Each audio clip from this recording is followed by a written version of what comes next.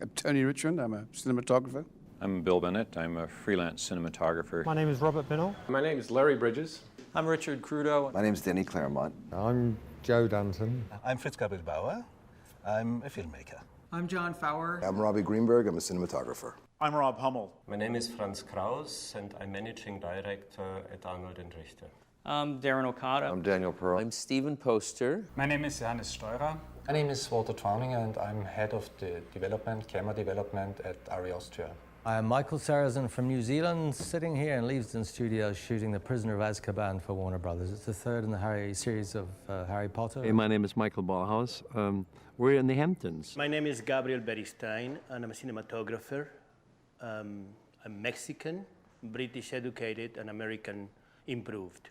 Technology is nothing to be scared about. It's great. It enables us to imagine incredible images and now have a way of actually capturing them truer maybe than we would ever have imagined. Of being able to use new tools to finish a movie, to direct the way each frame looks is a very exciting prospect. I think the digital intermediate, as it becomes more commonplace, will change the role of the cinematographer. I think the cinematographer has to be involved truly to the end of a project.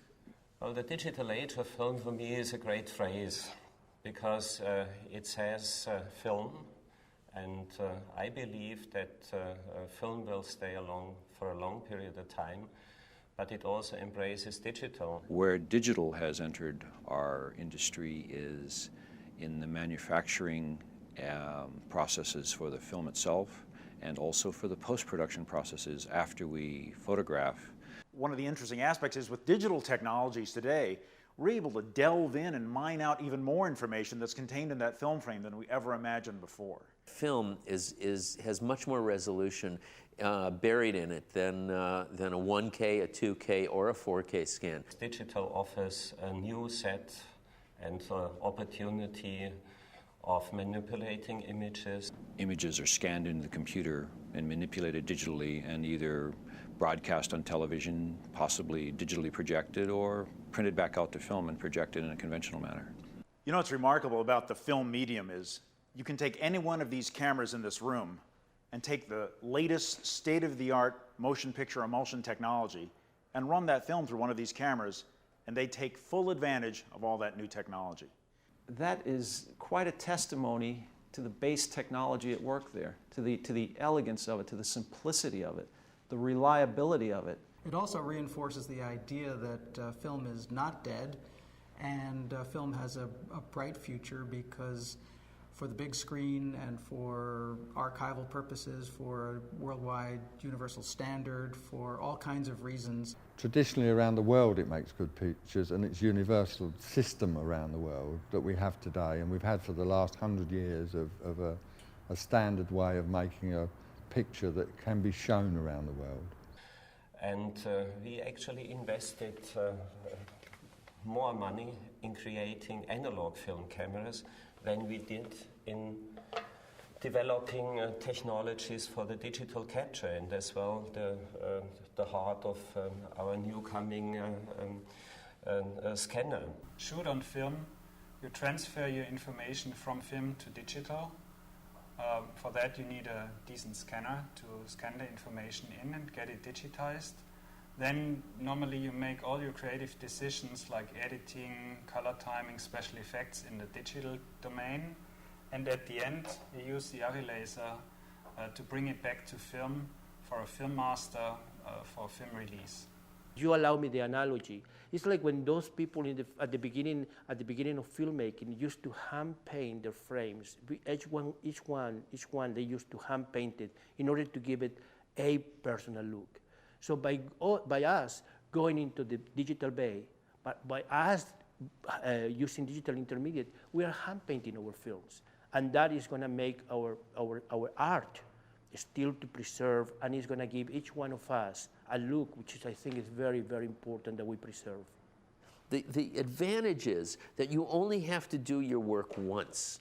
You can take this digital intermediate and port it over to your HD mastering for DVD and for all other uses, and not have to do the work twice again. And this is a great boon for cinematographers. And I think it's very important to regard the back end of the process in terms of editing and compositing and color and 3D, and which is a place which we could just sort of generally call look creation as the new point of access where the cinematographer needs to be. In normal motion picture laboratory processes, you start with your original negative, you make a contact IP, make a contact internegative, make a contact release print. Every single time you make that contact print, the film is sliding around and you lose resolution with each step of that process. And then when it goes with the motion picture film projector, the heat of the lamp house expands the film. It never sits idle in the gate. It's actually blistering out, so you're losing focus. It's amazing it looks as good as it does. But the bottom line is, there's all this information sitting back here on this original negative that never makes it up to the screen.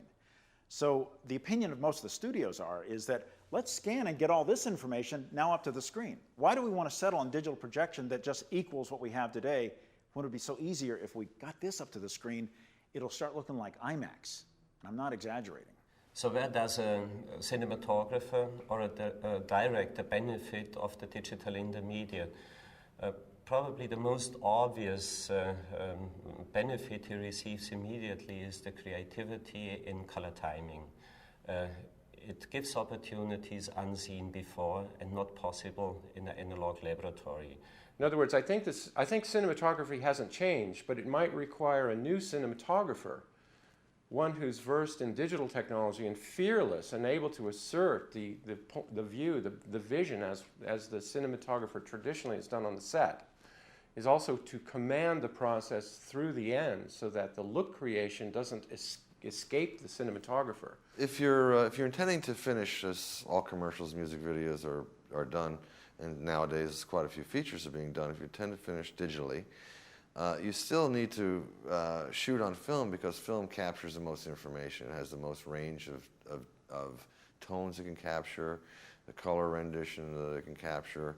And even though you may intend to manipulate it later electronically, you need to get as much of this data as you can into the machine. We're relying, I think, sometimes more on post-production with digital intermediates, and at other times we're relying more on the camera itself. The reason for that is film is a proven technology, and in the combination of film and scanners, there are so many possibilities which can be freed, because the film must not be printed anymore to print stock. So all of a sudden you could play around with a different gamma. You could extend the contrast ratios where you had limitations before because you always needed to print it to a given print stock and be compatible to lab processes.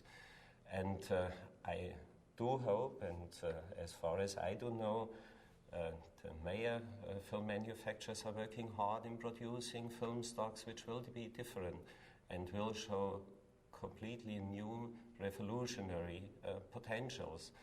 And they all will be compatible in today's cameras. That's a beauty on film. The technology is in a box, and you put a new film stock in your cassette, and you have the latest technology. Even your film camera might be fairly old.